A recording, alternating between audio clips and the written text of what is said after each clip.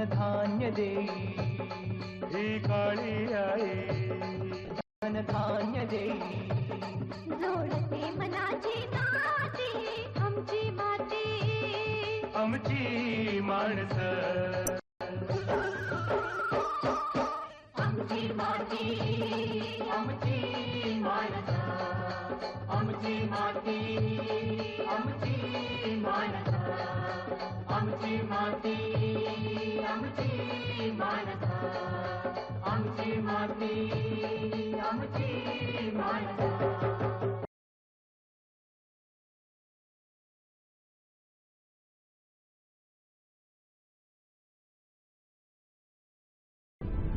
प्राचीन काळापासून भारत मसाला पिकांसाठी अग्रेसर आहे। 84 मसाला पिकांपैकी 66 मसाला पिकं भारतात होतात। त्यातही मिरी, हळद, लवंग, जायफळ या पिकांना व्यापारी दृष्ट्या अधिक महत्त्व आहे। कोकणातील समुद्र किनारपट्टी लगतचं हवामान हे मसाला पिकांसाठी उपयुक्त आणि पोषक आहे। त्यामुळे कोकणात शेतकऱ्यांनी मसाला पिकांची लागवड करून आर्थिक बाजू सांभाळावी यासाठी कृषी विद्यापीठामार्फत सातत्याने प्रयत्न केले जात आहेत।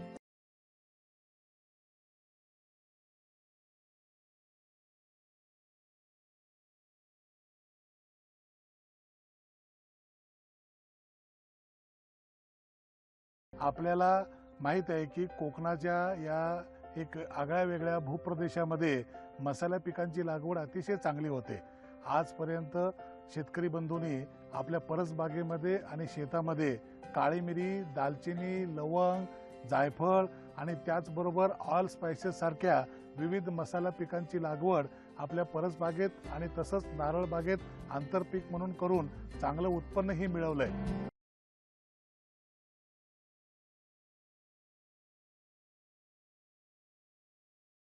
या मसाला पिकांमध्ये काळी मिरी हे एक महत्त्वाचं पीक आहे। काळी मिरीला मसाला पिकांचा राजा असं म्हटलं जातं। कोकणातील काळं सोनं अशीही या काळी मिरीची ओळख आहे। आपल्या राज्यात तयार होणाऱ्या काळ्या मिरीचा चांगला वास आणि उत्कृष्ट दर्जा यामुळे काळी मिरीच्या जागतिक निर्यातीच्या 90% निर्यात ही केवळ भारतातून होते। आपल्याकडे इंग्रजांनी ज्याला अतिशय महत्त्व प्राप्त करून दिलं ती काळी मिरी, त्यांना त्याचं महत्त्व कळाल्यामुळे ज्या वेळेला त्यांनी आपल्या इथं राज्य केलं त्यावेळेला तिखटपणासाठी याचा वैद्यकीय आणि आयुर्वेदाचा गुणधर्म लक्षात घेऊन काळी मिरी मात्र त्यांनी पळवली आणि आपल्याला मिरचीसारख्या तिखट पदार्थाचा उपभोग घेण्यासाठी बळी पाडलं।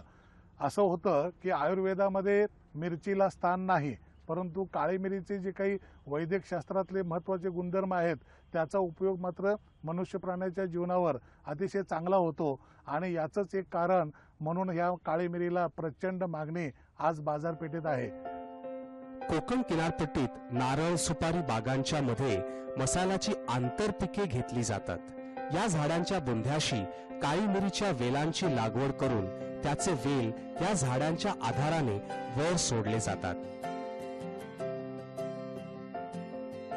शेतकरी बंधूंनो, आपल्याला माहित आहे की कोकणामध्ये काळी मिरी वाढवण्याची जी काही सांस्कृतिक किंवा पारंपरिक पद्धत आहे ती अशी आहे की आपल्या सभोवार जी काही माड, फणस, चिक्कू, नारळ, पोपळी, शिवण, सिल्वर ओक यासारखी जी झाडं आहेत त्याच्या बुंदामध्ये काळी मिरीचे वेल वाढवून साधारणपणे लागवडीपासून 3 ते 5 वर्षांनी त्याच्यापासून उत्पन्न घेतलं जात होतं आणि अशा प्रकारचीच प्रचलित पद्धती अजून बऱ्याच ठिकाणी कार्यान्वित आहे दिसते आपल्याला।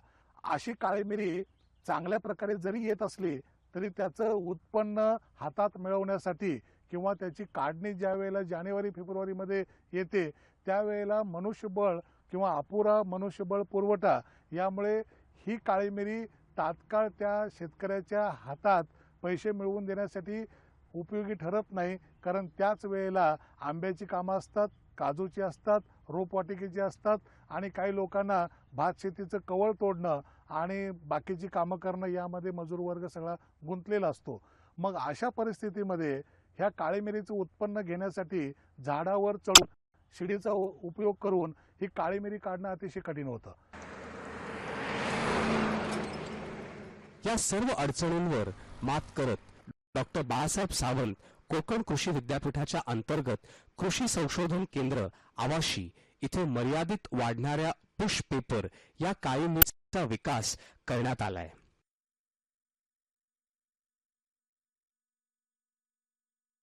कृषी संशोधन केंद्र आवाशी कार्यालयाच्या प्रक्षेत्रावर याचं हे तंत्रज्ञान विकसित केलेलं आहे. आणि ह्या तंत्रज्ञानामध्ये काय केलंय की साधारणपणे आपण आतापर्यंत वेलवर्गीय काळी मिरी पिकापासून उत्पन्न जे घेत होतो ते थोडंसं जिकिरीचं, अडचणीचं आणि उत्पन्न मिळवण्यासाठी उत्पादकतेवर होणारा खर्च याचा विचार करून ते थोडंसं कठीण होतं. आणि अशा परिस्थितीमध्ये नवीन तंत्रज्ञानामध्ये हे मुद्दे थोडेसे प्राधान्याने विचार करून आपण काळी मिरीचा जो काही आडवा वाढणारा आणि ज्याला फळधारणा होणारा असा जो भाग आहे तो निवडलाय आणि त्याची लागवड आपण इथं केलेली आहे. झुडूपवर्गीय काळी मिरी या तंत्रज्ञानामध्ये फळधारणा होणाऱ्या आडव्या फुटीचा उपयोग केलेला आहे. त्यामुळे हे वेल आभाळाच्या दिशेने उंच न वाढता झुडुपाप्रमाणे वाढतात. आता काळी मिरीवर आपण बघतोय की 5 प्रकारचे फुटवे असतात. एक आकाशाकडे जाणारे, दुसरे जमिनीकडे जाणारे, तिसरे आडवे जाणारे, चौथे आकाशाकडे जाऊन परत झाडावरून खालीच्या दिशेला येणारे आणि 5वा प्रकार म्हणजे जमिनीवर लोळणारे किंवा त्याला रनर्स असं म्हटलं जातं. बुश पेपर या काळी मिरीची लागवड करताना आडव्या फुटव्याची निवड करून जमिनीमध्ये 5 ते 7 सेंटीमीटर एवढा भाग जाईल अशा पद्धतीने लागवड केली जाते. सशक्त आणि जोरदार वाढलेल्या काळी मिरीच्या वेलीची निवड करून बुश पेपर लागवडीसाठी 30 ते 35 सेंटीमीटर लांबीचा आडवा फुटवा 2 पानं ठेवून छाटला जातो.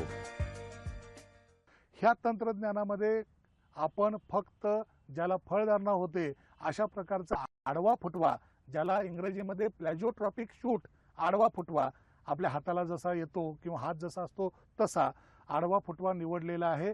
आणि हा निवडताना 3 पेर असलेला असा हा फुटवा निवडून आपण त्याच्यापासून ही अभिवृद्धी विकसित केलेली आहे. निवड केलेला फुटवा शक्यतो पॉलिथिन पिशवीत वाढवला जातो. 2 ते 2.5 महिन्याच्या कालावधीत 5 ते 7 पानं असलेलं 1.5 फुटाचं रोप यापासून तयार होतं.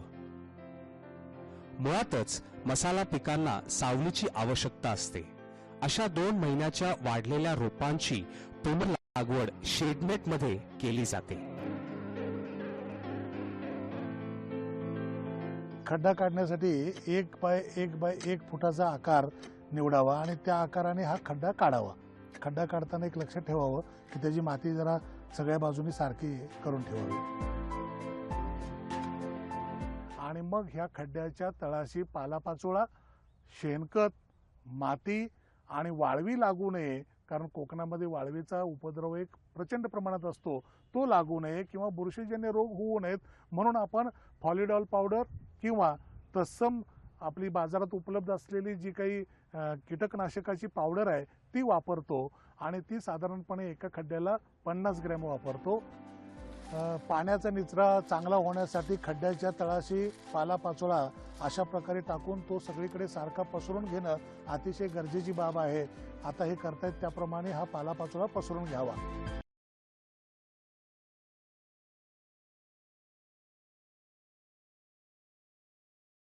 पालापाचोळा टाकल्यानंतर त्यावर साधारणपणे अर्धा घमेलं हे शेणखत टाकायला पाहिजे.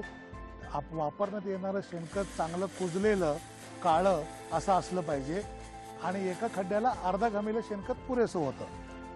अर्धा घमेलं शेणखत पुरेसं होतं. त्यानंतर मुळांचं पोषण चांगलं होण्यासाठी जर गांडूळ खत उपलब्ध असेल तर गांडूळ खत, नाहीतर मग कंपोस्ट खत, या दोन्हीपैकी एक साधारणपणे 2 मुठी टाकाव्यात. 2 मुठी गांडूळ खत साधारणपणे अर्धा घमेलं वापरतो आणि मुळांची वाढ जोमाने होण्यासाठी सिंगल सुपर फॉस्फेट नावाचं जे स्फुरदयुक्त खत आहे ते वापरतो. हे सगळं करून झाल्यानंतर रासायनिक खतामध्ये जे सिंगल सुपर फॉस्फेट ज्याचा महत्त्वाचा भाग मुळांची वाढ होण्यासाठी आहे त्याचा वापर आता इथे आपण करत आहोत आणि ते प्रति खड्डा अर्धा किलो या प्रमाणात वापरणं गरजेचं आहे. अर्धा किलो म्हणजे साधारणपणे बारीकशे 2 मुठी होतात तेवढं खत टाकावं.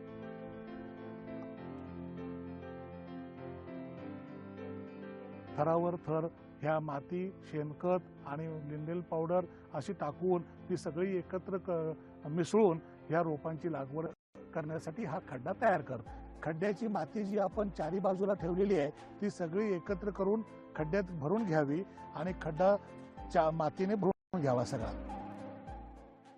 आता एकदा खड्डा तयार झाला की आपण त्या ठिकाणी काय करतो तर त्या ठिकाणी हे पिशवीत वाढलेलं जे रोप आहे ज्याचं वय साधारणपणे 75 ते 90 दिवसाचं आहे, ज्याला साधारणपणे 5 ते 6 पानं आहेत आणि अशा दर्जेदार आणि गुणवत्तात्मक रोपाची लागवड करण्यासाठी निवड करतो. आणि हे रोप हळूवारपणे त्याची प्लास्टिक पिशवी ती जी हुंडी आहे ती न फोडता आपण त्या जमिनीमध्ये लावतो. पिशवीच्या आकाराचा एक छोटासा खड्डा काढावा. यानंतर आपण जी लागवडीचं रोप आहे ते निवडावं आणि लागवडीचं रोप निवडल्यानंतर ते हळूवारपणे खड्ड्याजवळ आणून ती पिशवी रोपाची हुंडी फुटणार नाही अशा प्रकारे कापून घ्यावी व ते रोप मातीच्या हुंडीसह हळूवारपणे त्या खड्ड्यात लावावं. लावताना साधारणपणे पिशवीमध्ये जेवढं रोप खोलीत होतं तेवढंच या खड्ड्यामध्ये लावावं म्हणजे तिथं कोणत्याही प्रकारचा रोग आणि किडीचा प्रादुर्भाव होणार नाही. अशा प्रकारे लागवड केल्यानंतर हळूवारपणे माती जरा दाबून घ्यावी आणि दाबून घेतल्यानंतर परत फावड्याने थोडीशी माती बाजूची ओढून तिथे एक उंचवटा तयार करावा. हा उंचवटा यासाठी की इथे कोणत्याही परिस्थितीत पावसाचं किंवा फॉगरचं किंवा ड्रीपचं पाणी साचणार नाही म्हणून हा एक साधा उंचवटा आपण रोपाच्या चारी बाजूला करून घेत आहोत. या रोपांना वाढीसाठी आधाराची आवश्यकता असते आणि आधारामध्ये आपण 2 ह्या बांबूच्या काट्या घेऊन अशा प्रकारचा आधार तयार करतो. हे जी काही बांबूची काठी आहे ती मुळात न लावता मुळाच्या थोड्याशा अंतरावर लावावी म्हणजे त्याची मुळं खराब होणार नाहीत. आणि मग खालच्या बाजूला एक आडवा जो भाग आहे तो खालच्या बाजूला वापरावा आणि वरच्या बाजूला एक वापरावा. नवीन वाढीची काळजी घेण्यासाठी हे रोप हळूवारपणे 8च्या आकड्याची गाठ वापरून ते या मुख्य आधाराला बांधावं आणि त्यानंतर पुढच्या हंगामात जी वाढ होणार आहे त्याची काळजी घेण्यासाठी हा वरचा एक भाग आपण बांधणे आवश्यक आहे. म्हणजे वाऱ्यामुळे कुठेही अडथळा किंवा रोप मोडणं असा प्रकार होत नाही आणि रोप सुव्यवस्थितपणे वाढीसाठी लागतं. लागवड केल्यानंतर तात्काळ त्या मुळांना पाण्याची उपलब्धता व्हावी आणि त्यातून अन्न मिळावे म्हणून आपण मुळांना पाणी उपलब्ध करून देतोय. असं झारीनं सगळीकडे पाणी टाकून द्यावं. बऱ्याच वेळेला शेतकरी बंधूंना असा प्रश्न पडतो की लागवडीचा नेमका कालावधी कोणता. तर बंधूंनो यामध्ये असं आहे की तुम्ही लागवड फक्त मार्च, एप्रिल, मे महिना जिथं प्रखर ऊन असतं तेवढा कालावधी वगळून इतर केव्हाही करू शकतो.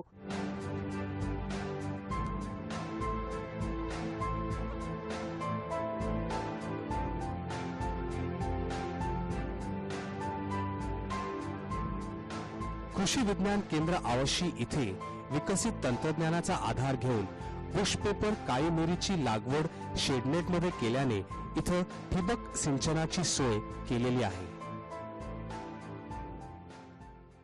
सावलीमध्ये नवीन फूट येते आणि त्या फुटीला अशा प्रकारचा मोहर येतो. त्याला आपण पॅनिकल म्हणतो किंवा मराठीमध्ये लंगूर म्हणतो.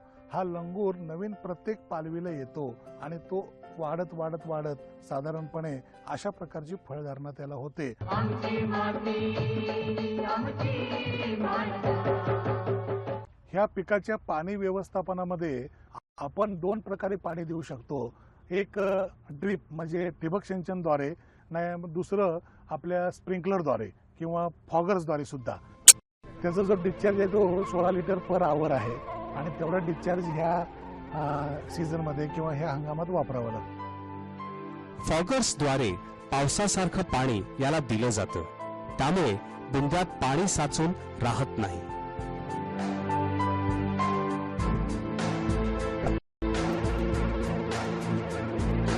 लागवडीचा हंगाम कोणताही असला तरी शेडनेटमध्ये लागवड केल्याने त्याला नियंत्रित पाणी देणं शक्य होतं.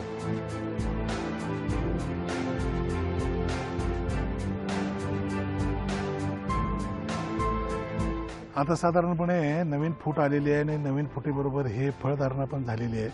ह्याची जरा काळजी घेण्यासाठी दररोज बघून याच्यावर एखादी फवारणी जर बुरशीनाशकाची आणि कीटकनाशकाची घेतली तर त्याचा उपयोग चांगला होऊ शकतो.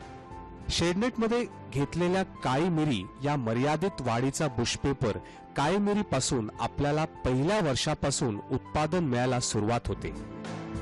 दुसऱ्या आणि तिसऱ्या वर्षापासून उत्पन्न वाढत जातं. वर्षभर उत्पन्न काळी मिरीचं मिळण्याचं कारण असं आहे की काय होतं, या सावलीमध्ये नवीन फूट येते आणि त्या फुटीला अशा प्रकारचा मोहर येतो. याला आपण पॅनिकल म्हणतो किंवा मराठीमध्ये लंगूर म्हणतो. हा लंगूर नवीन प्रत्येक पालवीला येतो आणि तो वाढत वाढत वाढत साधारणपणे अशा प्रकारची फळधारणा त्याला होते आणि ह्या अवस्था सतत चालू असतात. आणि सतत चालू असल्यामुळे आपण बघाल ही अवस्था आता सध्या मोहराची आहे, ही नवीन मोहराची आहे, त्याच्यापेक्षा नवीन आलेला मोहर आहे तो आणखीन इथे आहे. तर हे सतत मोहर येण्याची प्रक्रिया आणि एकदा मोहर आले की तो पुढे वाढ होण्याची प्रक्रिया चालू राहिल्यामुळे वर्षामध्ये 4 ते 5 वेळेला आपण याचं उत्पन्न सहजपणे घेऊ शकतो.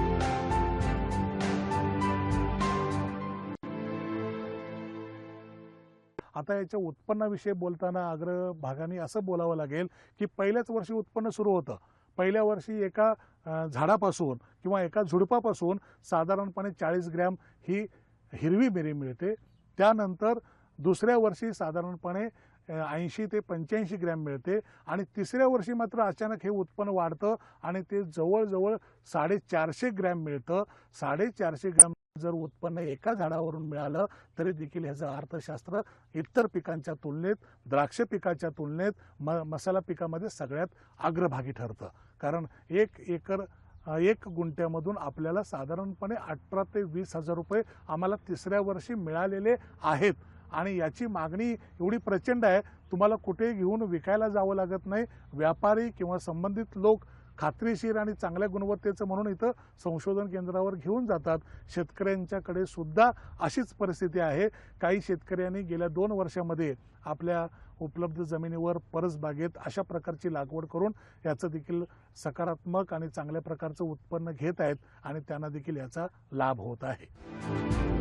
एका गुंठ्यात 100 झाडांपासून पहिल्या वर्षी 4 ते 5 किलो हिरवी मिरी आणि 1 ते 1.5 किलो सुकी मिरी मिळते. मसाल्याची सर्वच पिकं ही सावलीमध्ये वाढणारी असल्यामुळे इथं आपण एक सावली वजा किंवा सावलीसारखी रचना केलेली आहे. त्यामध्ये 50% ॲग्रो शेडनेट जी आपण आता बघतोय ती वापरलेली आहे. 100 झाडं 1 गुंठ्यामध्ये याची लागवड आपण केलेली आहे. पहिल्यांदा कोणत्याही प्रकारचं झाड किंवा माड लागत नाही आधारासाठी. लागवड केलेल्या पहिल्या वर्षापासून याला उत्पन्न सुरू होतं. ते कमी असतं परंतु उत्पन्नाची शाश्वत हमी ही पहिल्या वर्षापासून असते. दुसरी गोष्ट अशी आहे की इथे 1 एकर कमी आकारमानाच्या क्षेत्रामध्ये जास्तीत जास्त झाडं लावून आपण त्या ज्या काही नैसर्गिक ह्या बाबी आहेत, जमीन, पाणी, त्याचा उपयोग प्रभावी आणि क्रियाशीलपणे करू शकतो की ज्याच्यामुळे आपल्याला उत्पादनाचा खर्च कमी येऊन उत्पादन जास्त मिळतं. तिसरी बाब अशी आहे की इथे मनुष्यबळ कमी लागतं. शक्यतो या पिकावर कीड रोगाचा प्रादुर्भाव कमी होतो.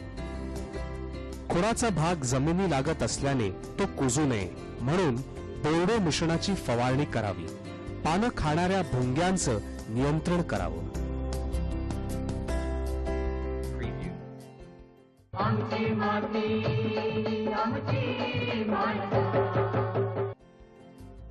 काळी मिरीपासून मिळणारं उत्पन्न म्हणजे काळी मिरीचे लोंगर म्हणजेच घड. यापासून हिरवी मिरी, सफेद मिरी, काळी मिरी तयार केली जातात.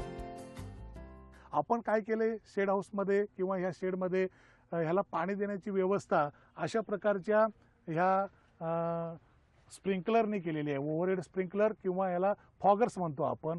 आणि याचा जो डिस्चार्ज आहे तो 16 लिटर प्रति तास असा आहे. 16 लिटर प्रति तास डिस्चार्ज असल्यामुळे यातून पावसासारखा भास होऊन हे पाणी सगळं ह्या पानावर पडतं. पाणी पडलं की याला मोहर येतो. मोहर आला की जे ड्रॉपलेट्स किंवा पाणी असतं त्या पाण्याच्या मदतीनं ह्याचं फलन होण्यासाठी मदत होते. आणि त्याचाच फायदा असा होतो की वर्षामध्ये 4 वेळेला अशा प्रकारचे लंगूर घेऊन आपण उत्पादन घेऊ शकतो. कारण असं की पाऊस मिळाला की ह्याला पीक येतं, पाण्याचं थेंब मिळालं की फलन होतं आणि मग वर्षाचे 4 वेळेला ह्याचं उत्पन्न आपल्याला घेता येतं. आणि ह्याचं आपण बघाल या चित्रात स्पष्टपणे दिसतंय. बाहेर जर काळी मिरीचा घोस घेतला तर साधारणपणे 9 ते 12 सेंटीमीटरचा असतो, पण आतला साधारणपणे 15 ते 18 सेंटीमीटरचा असतो. ह्याच्यावरचे दाणे जर मोजलेत तर बाहेर साधारणपणे 52 ते 65 असतात.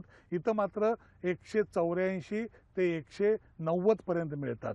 आणि दाण्याचा जो गोलपणा आहे तो असे अतिशय ठसठशीत असल्यामुळे यात ओलिव्ह रेझिनचं प्रमाण देखील चांगलं असतं आणि त्यामुळे या मसाला पिकाला जी काही गुणवत्ता लागते ती अतिशय चांगली गुणवत्ता प्राप्त होते. म्हणूनच हे पीक अशा प्रकारच्या कमी क्षेत्रामध्ये उपलब्ध मनुष्यबळावर उपलब्ध पाणी आणि जमिनीचा उपभोग घेऊन अतिशय चांगल्या प्रकारे आपण घेऊ शकतो. या झुडूपवर्गीय पद्धतीने काही शेतकऱ्यांनी परसदारी यशस्वी प्रयोग करून काळी मिरीचं योग्य उत्पादनही घेतलं आहे. तरीही ज्या शेतकऱ्यांना याची माहिती हवी असेल त्यांनी विद्यापीठाकडे किंवा कृषी संशोधन केंद्र आवाशी इकडे संपर्क साधावा.